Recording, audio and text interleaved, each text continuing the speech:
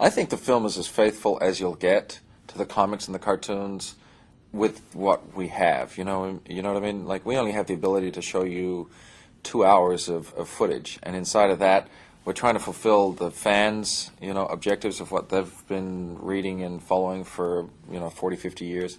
And at the same time, we're trying to introduce people who haven't seen it before to these new characters and give them some kind of relationship base. And I think it's the relationship base that makes the comic so successful, because you have these four people who are like a little family in a way. And then, obviously, you have Victor, who's somebody who tries to destroy them consistently. I play Victor Von Doom. And Victor Von Doom is a billionaire magnate who is basically the wealthiest man in the world, and setting out to rule the world politically, financially, in whatever other way he can.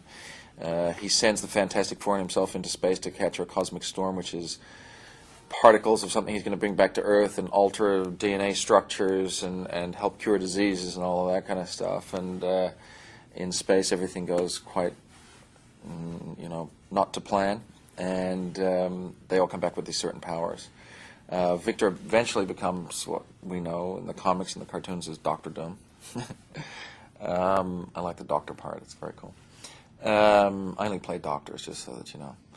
And he becomes the arch nemesis to the Fantastic Four. And actually, I don't know if you know the comics very well or not, but Victor kind of goes across all of the Marvel comics. He is the original arch nemesis villain guy, and he kind of fights everybody.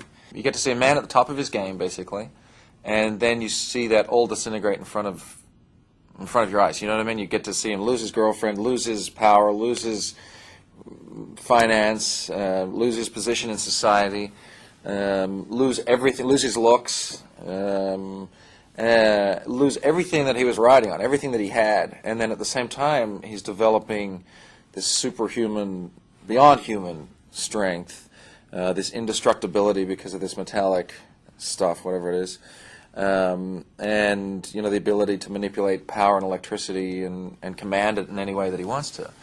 And so you get to, I really love the way it does it in the movie, because you get to see the disintegration of one man, the evolution of that, and the arrival of another man, which is, the kind of the villain behind the mask, which we all know as the Dr. Doom. So I love the kind of transformation, the transition, and the crossover of the two characters almost.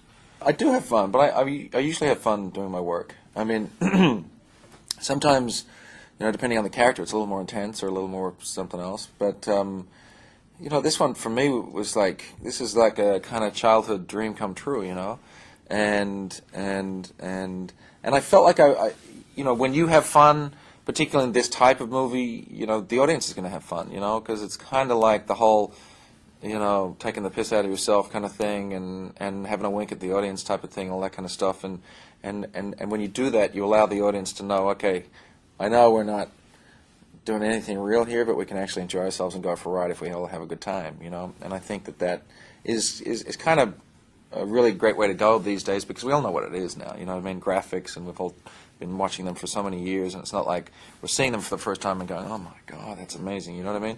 So it's good to have a kind of wink at yourself, I think.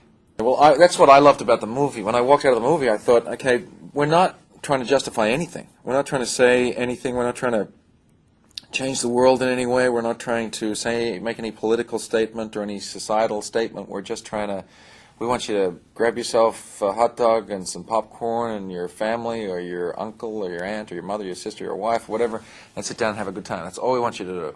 And I think that gets lost a lot of the time, you know what I mean, because people are trying to prove things. I love the way the movie didn't try to prove anything. I mean, it went pretty quick, you know what I mean?